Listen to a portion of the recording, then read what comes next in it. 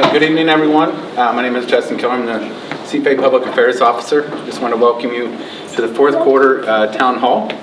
Today we're going to start out just a moment. Captain Soul is going to give us some opening remarks, open it up. Then you'll hear from some of the department heads about the initiatives going around the installation. And then we'll open up for questions. All right, thanks, Justin. Okay, hey, good evening, everybody. Welcome to the town hall. Right off the bat, I just want to tell everybody we've been working really hard on a holiday lighting extravaganza. It's going to be tomorrow. It's going to be in the Officers Club, the patio area there. It's going to be starting, right at, there's going to be some events right there at 1700. And man, there's going to be Santa on a fire truck. There's going to be carolers. There's going to be a choir. There's going to be hot chocolate. It's going to be a big deal. I've seen these things done before. I'm here to tell you it's probably going to be probably the best ever. So heading into that, I just want to let everybody know that there's a lot of people here on the base working really hard to try to put on quality events for this community. And hopefully you're going to see that also in the quality of some of these slides as we go through to kind of inform the community. Justin, please. All right, thank you, sir. So first up, we're going to be hearing from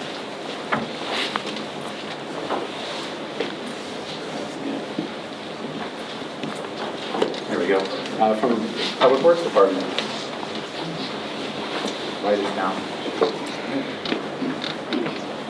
Good evening, everyone. I'm Tyler Sherrar, the Public Works Officer. So I'll take you through a couple of initiatives that we're working on.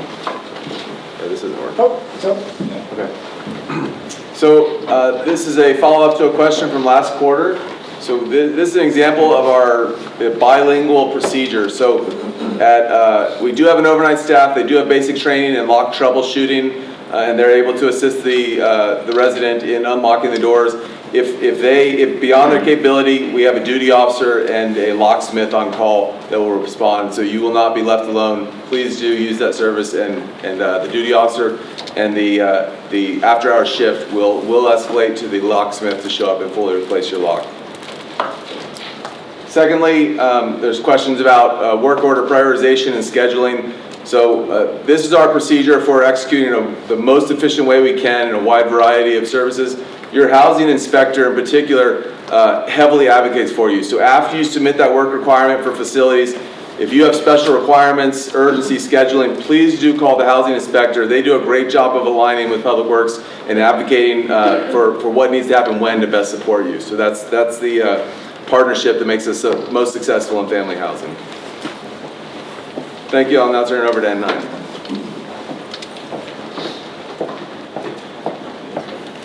All right. Good evening. So with N9, starting off with N91, Fleet and Family Support Center. Excuse me. Military Spouse 101 is the first class we're going to have starting the new year. So that's going to be on January 3rd, 1300. It's going to be a virtual class. Please, if you're interested in this class, make sure you sign on to the FFSC link, email you see here, and definitely our folks will be able to provide you any information you might need regarding this class. Also, Sushi Hayama Tour. Sushi Hayama Tour is up and running as well, so registration is required. So if anybody's interested in actually participating in the Sushi Hayama Tour, please make sure you register in advance, January 25th, and that's going to be from 10 to 1400. So definitely a great way to see the community out there with an engagement. Following through active parenting, first 5 years. It's a big one for first-time parents, and even those that had kids a long time ago and now we're back at it. This is a great class, right? So please make sure if you're interested, reach out to our folks with an FFSC. They have the great programs in place and great classes to go ahead and support the community and provide all the tools you need to have a successful parenting time. Moving forward. Thank you. Moving forward, N92. N92, as we have seen, of course, a lot of things going on within the community, as the CEO mentioned. A lot of great folks doing a lot of great things. So everybody's busy making sure we have all these events happening. The big one that's happening is the CFA Lighting Extravaganza. That's going to be on the 19th, as the CEO mentioned. So please make sure you come out to the CFA O Club and participate in this event. It's going to be amazing. The XO Patrick did a lot of work planning this. Definitely. He did a lot of work. So thank you, sir. Holiday meals, that's a huge, thing we put together every year. We did it for Thanksgiving, we're doing it again, obviously, for the holidays. Now during Christmas time, so if you want to order half a turkey, a whole turkey, we do have meals out there for you. Please make sure you contact us as soon as possible. We do run out. And if you call us in advance, even though we run out, we will reorder to make sure we stock up and have everything in place. So the main thing is making sure you contact us in a timely manner so that we have everything we need in place for you. And of course, Salsa Night, Latin Night, December 27th will be the date. So save the date. If you never salsa, we actually teach salsa. We had Salsa Boy here before. He's still out there. But definitely a lot of things going on. Beginners are welcome, food's available for purchases, and the lessons start at 6:30 p.m. Thank you. Other than that, of course, Santa Claus has been appearing throughout our clubs. The next two appearances we're expecting would be at Club Alliance, that's on the 24th, between 6 and 8 p.m. And of course, over at the CPO Club on the 25th, from 9 a.m. to 3 p.m. He will also be on the 19th at the Oak Club. So when we have a CFA extravaganza, Santa Claus is not missing that out neither. He's going to be showing up to that. So definitely a great event. The Kisuno 111 Curry Day. That's on December 27th. It's $5 per ball. What it is curry. Of course, we have the Japanese chips. Each one of those chips has their own curry that they're like smees on, right? So they've actually gone ahead and shared their recipes with us. Our clubs, on pretty much throughout the year, they come up with the special of the curry, which curry it is they're going to be serving. For the month of December, of course, we're going to be serving it over at the Officers Club. But moving forward in January, and so on, we're going to actually have this at, whatever we have the special is going to be at each and every one of our clubs, both on Main Base and Ikego. So you'll be able to taste our curry. Definitely, they have a lot of great curry. My favorite is the Philly cheesesteak one they have out there. So definitely, that's one of the best ones. When it comes up, that's what I go. But moving forward, 2025 New Year party celebration. Of course, a lot of parties going on. It's going to be over at the Officers Club, Cosano Dining Room. And of course, over at Club T, over for the Ikego folks as well. So a lot of great things happening in the community. Please come out, take advantage of all these events and parties that we have set up for you. Thank you. And night three, when it comes to housing, first thing, of course, I'm going to go ahead and speak about is Christmas decorations. How early can you put out these Christmas decorations? 30 days before the actual holiday. When it comes to removing them, the norm is 15 days after. However, as I stated, in the past, a lot of times you say, well, when do the holidays end? It depends, right? Everybody has their own beliefs. So for that reason, if you go a couple weeks further, we'll leave it alone. Now, if it's on February, we don't celebrate Mardi Gras. So at that point, we want to remove those lights. So please make sure, Christmas lights do not support those other events. So please, we want to make sure we support and we remove all those lightings and so on. When it comes to temporary absence of quarters, that's another one. During the holidays, a lot of us will go on travel. If you're going on travel during the Christmas time, of course, it's a lot colder now. So the good thing is you don't have to worry about mold and mildew happening in your house, right? Condensation is not happening. But it is very important that you do submit this.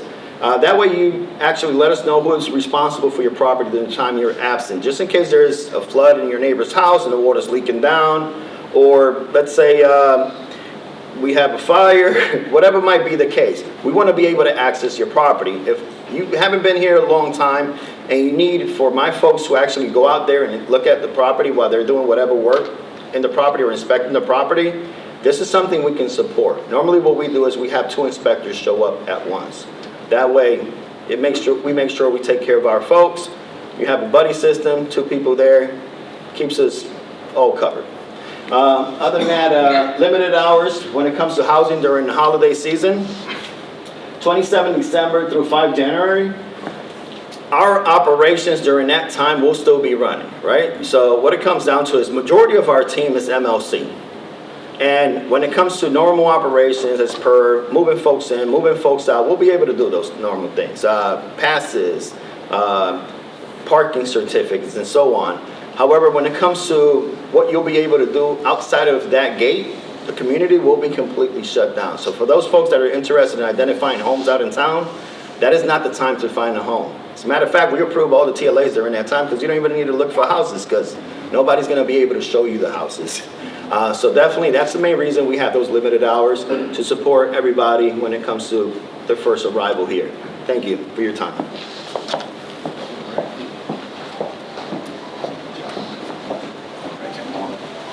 All right, good evening. All right. Glad you're here. Hope everybody's enjoying the holidays. So I'm Ashley Blake from Security, and I'm going to talk about some of the ongoing areas of focus. Currently, school zone traffic enforcement. We have our patrol officers out there daily, assisting at the school zones, making sure that everybody's doing what they're supposed to do. With our main priority being safety of the children. All right? That's what we want. If you see something that's not right, please give us a call. We'll get out there in a timely manner and try to remedy the situation as best we can. Also, cell phones, right? Cell phones and driving. Not just cell phone driving, distracted driving. And distracted driving comes in many shapes and forms.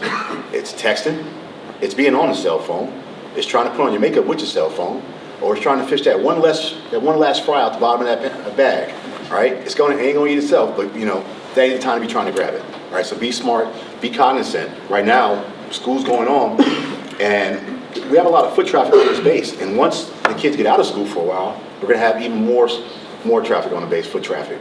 And even as you're coming to an intersection, slow down, crosswalks, be cognizant, because a lot of people just make L turns, and they jump out in front of you, all right? So please keep your head on a swivel with that. Another big issue, abandoned vehicles, right? Parking is at critical. Parking is critical, right? So we want to make sure we get all these abandoned vehicles off the installation, right? It's not free to you if you're trying to park that. We got vehicles out here collecting dust. My team is going out. If you see a vehicle, please call in to us. We'll get out there. We'll ticket this vehicle. We'll let the days elapse to make sure that person's not really here and just not washing their car. And then we'll come back and we'll put a impound sticker on that vehicle. And we're gonna come get that vehicle towed and get it junked, right? It's ISO on the base and optimal parking. That's what we're trying to get everybody to get a place to park.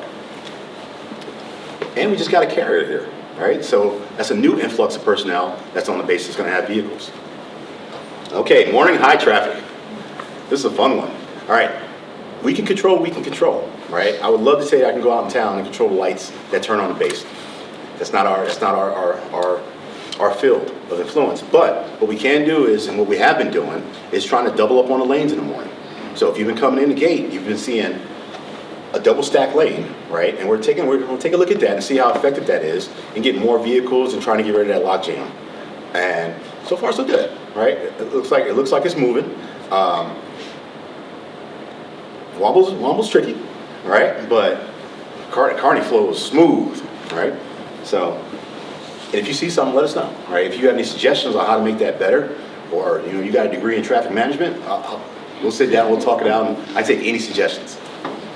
All right, access control, vehicle code and policy revisions. So that's something we're looking at right now. We got a lot of instructions out there that my team is chopping to make sure that they're current.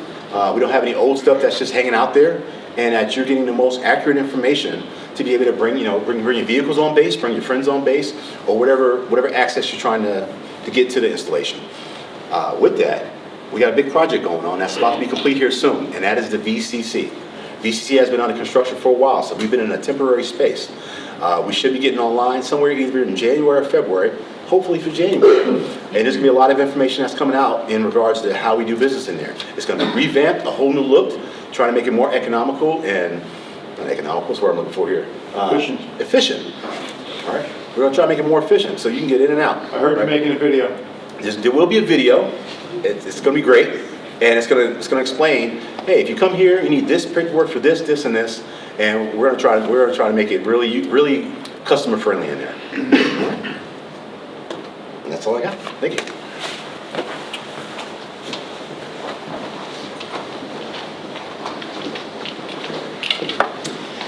Good evening, everyone. My name is Chaplain Cho. I'm one of the staff chaplains at the Chapel of Hope, and the chapel is busy this time of year, but some notable ones immediately next week.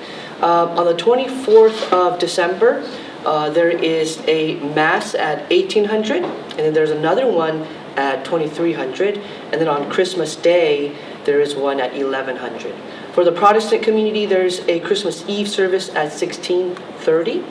And then there's other services going on that you can kind of see not too well on the screen. But if you have any questions, more than happy to answer that question for you. I'm at the Chapel of Hope. Lastly, I do want to talk a little bit about Credo. If you have not taken advantage of Credo, Credo is probably one of the best things that I've ever done for my own marriage. Not only for married couples, but also for singles. So if you have single sailors, there's workshops and even fun night out, laser tag, and all sorts of good things for our single sailors. So please take advantage of what Credo has to offer. And if you have any questions, standing by. Thanks all.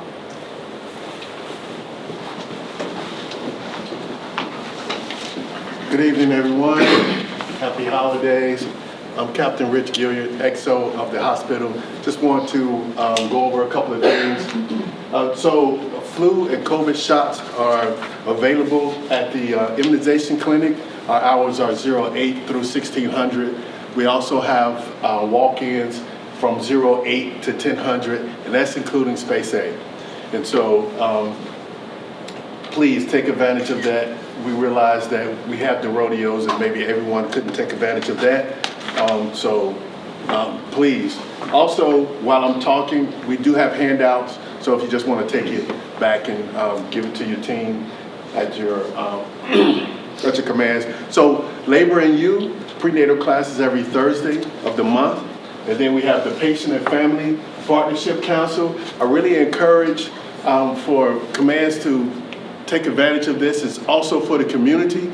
We have this at our command at the hospital, but we do switch it up and we have it here. Sometimes we have it during lunch, but we also have it after hours to try to accommodate working hours, try to accommodate schools and everything. And this is an opportunity. I know we have our ICE comments and everything, but we really get deep into the concerns of the community. So please take advantage of this. We really kind of started this off at the beginning of the year, and we have great participation, and we want it to continue to grow. Next is the Women's Health Day. Another opportunity to take advantage of this, January the 28th. And the next two slides are, this is an app that's from TRICARE. It's not from the hospital, so if you have technical difficulties or anything, it's not on us. But we just want to share this is a TRICARE app, and also the next slide is for those that you may know that's moving to Japan. There's been a lot of time and energy and effort put forth to educate those that's coming to Japan for a hospital. So on the first slide, one of the things it states is that we're closed on Christmas and New Year's. I really dislike closure because we're never closed. Our ED, our emergency room, is always open, and if we have an emergency surgery or anything, basically what that's saying is that if you want a regular primary care dermatology appointment, we will not have that available during that time. But our emergency room will be open 24/7 on both Christmas and New Year's. Did you have a question? Can you go back to the My Labor and You? Thank you. Oh, yes. And we have handouts if you want to take it. Beautiful, thank you. All right. Thank you. So to start off the Q&A portion, we had some questions that we received from the community. If we can go to the next slide, actually, sir. Yeah. Okay, so there was a question for the Public Affairs Office, and it was, I'm not seeing CFA information populating on my social media feed as much lately, and they kind of heard about the deadline for the submitting questions for the town hall on the day that they were due. So Facebook, that's a resource for us that we use to be able to push out that information, but it's kind of unreliable. It relies on an algorithm in your news feed to push it to you. We do have some other resources that you can go to on the CFA official homepage. We have the My CFA Weekly newsletter. which is our weekly publication we put out. So we have a link on there. You can download a copy. We also have weekly updates. So that's other information that's not included in our weekly newsletter. And then every Monday, we're going to have a link to the Ahoy magazine, which has all the information for the MWR events. And then we also But to be fair, Justin, if you go to the CFA Facebook site on social media like they kind of mentioned, if you go through the history, you'll see it's been advertised. Yeah, oh, absolutely, sir, it was. Yep. And then we have the CFA MWR website. So, yeah. So next question is actually for the Housing Services Center. When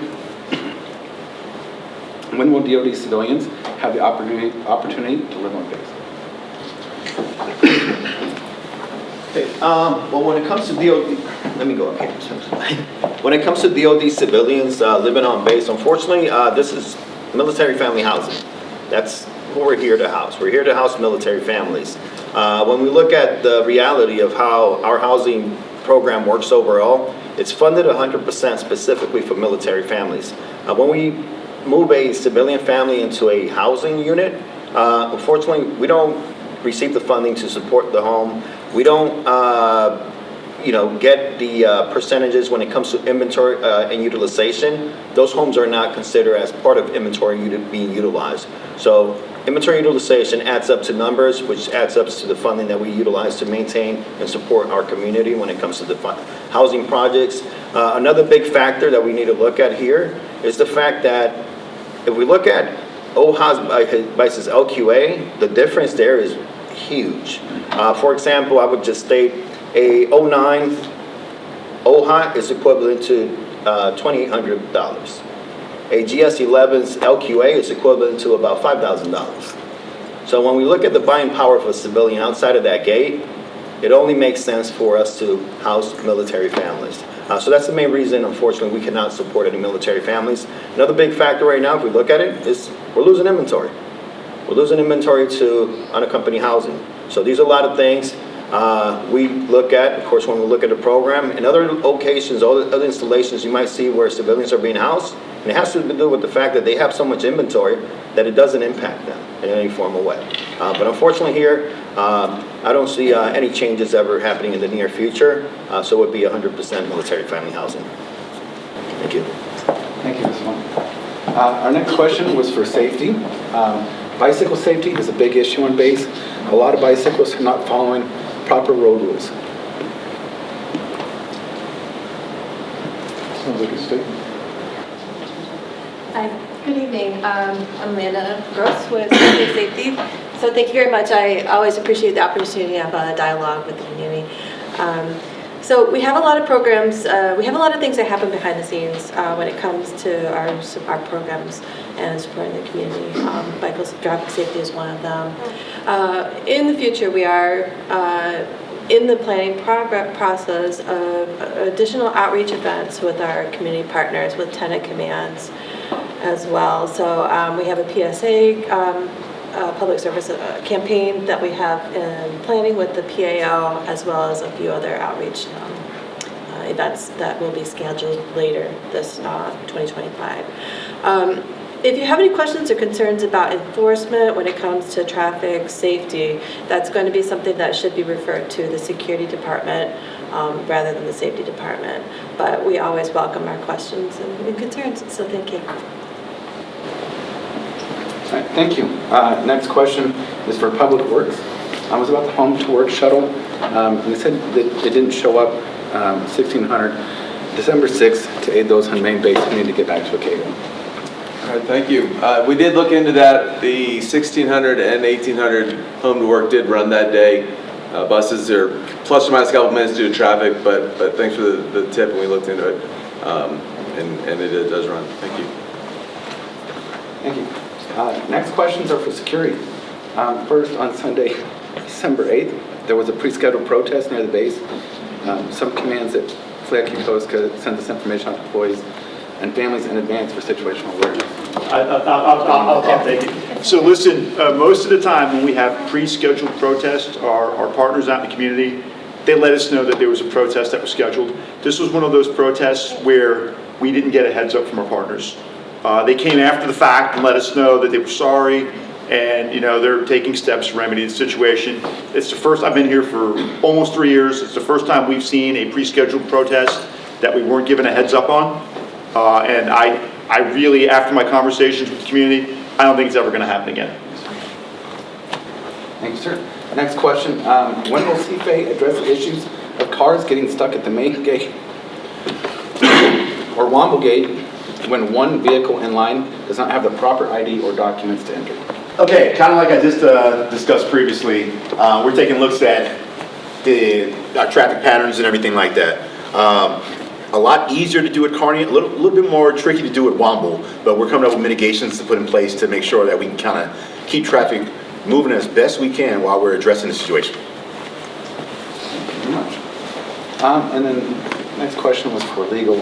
Can someone please clarify whether SOFA members are entitled to shop tax-free off-base on the local Japanese economy? Yeah, I don't have the code, our lawyer was out busy tonight, but yes, you are. Yes, it's going to take some effort on your part and saving receipts and then registering and doing that. But yes, per the SOFA updated in 2020, we are allowed to shop on the economy tax-free. And that's all of our questions that we received through the survey, so we'll go ahead and open up for anyone here that has questions. Yes, sir. Two things. One I've got for Master Chief Blakely. I have a bit of a lead foot, got pulled over on Sunday by an MA2. I don't know his name. He was very professional. Just wanted to give him, it was about 2 o'clock in the afternoon, coming through the tunnel past the carrier. He said I was going about 50, probably good he didn't have the radar gun on me earlier. But anyway, so he was very professional, appreciate it. The next question I have is going to be a combination for the installation and for Public Works. So we all like new things, and so we're getting a lot of new stuff now. There's a lot of reasons why the funding was held up for so long. That's beyond control here. But I would like to understand, what is the installation of Public Works doing to mitigate the effect of contractors taking out parking for years along the waterfront where a large amount of our work is done. A couple examples that I'm looking for specifically is COVID killed the bidirectional Yokopon. Want to know why that, which is specifically funded for work, has not been brought back as bidirectional, especially with the fact that massive amount of parking is being secured and is due to be secured. And also, for Public Works specifically, to build onto that, I don't understand why we allow the contractors office spaces. Coming from a shipyard, that was not something that was allowed. They had a limited footprint. They were allowed to take up a very valuable real estate. They were expected to have their offices off base, shuttle their employees on base, and I'd like to understand that as it relates to the parking. Okay, so we'll try to get, that was a lot, we'll try to get through all of it as best we can. Yokopon's the first one bi-directional, that one's easy. Okay, so Yokopon the bidirectional Yokopon had nothing to do with COVID. It had everything to do with the traffic study that the base, paid good hard cash for. And right now, the route that the Yokopon takes is the most efficient route through the base. They tried it other ways. We had some folks that came out and conducted the study, and what you see, by and large, is the route they gave us. So that's the route that the shuttle takes. So that had nothing to do with COVID. The other thing is, man, I'm here to tell you that I noticed the first thing you noticed when I first got here in command 2.5 years ago. I said, wow, parking's kind of tight. We need to do something about this. I got with the Public Works officer. The first thing he did was he commissioned and helped get pushed through parking garages. They're going to start going up in June, probably right about the time I have change command. So in June, you're going to see parking garages go up, and it's going to bring it somewhere near 1,000 extra parking spots at the base. So that's going to happen most Ricky Tick. So, I mean, you've been in there with us for the hard times. Get ready, because good times are going to come here in the near future. Just like everything else doesn't happen overnight. Okay, about contractors and space on the base. Contractors, I'm here to tell you, we have a hard time getting folks to come out here to bid on projects and do work. We really do. We have to trade laydown area just to get people to bid on things. And part of that is parking spots. And so not only do the people doing work get parking spots, but man, they also get space for laydown areas, because that's the only way we're ever going to get any work done. Now, I'm here to tell you, we count at the end of every month, there are open parking spots on this base. There are. They're not convenient spots. I'll be the first person to admit it. But if you've ever been to a different base back in the States, some of them, there's no parking. And, you know, you ask them, well, how do you get around that? And they say, aggressive enforcement of parking. And I'm like, but you have no empty spots. Yeah, I know, we just enforce parking aggressively. So the point is, I know that it's not personally satisfying to hear that, you know, you're just, because from what I'm hearing, you're talking about just parking on the waterfront, where it is at a premium and there's not a lot of empty spots. But if you were to walk 5 or 10 minutes the other way, you're gonna find a spot. I promise you. It's not super convenient. And I know that's probably not really satisfying, but bear with me, I identified it as a problem when I first got here. We took steps to rectify it. It's gonna be rectified, but here's the other part, and Public Works Officer can tell you this. The land on this base, per command, is being utilized at a rate of 150%. So there are way more commands on this base than really ought to be. But everybody wants to be here, here's where the fleet's headquartered, and man, we're making the best of it. So I hope that goes, did I miss any part of your question? No, no, yours. Okay, thank you so much, I appreciate the question. Are there any other questions? All right. Well, if there are no other questions, that'll conclude our fourth quarter town hall. Hey, wonderful job, Justin. Thank you so much. No, thank you, sir. Merry Christmas.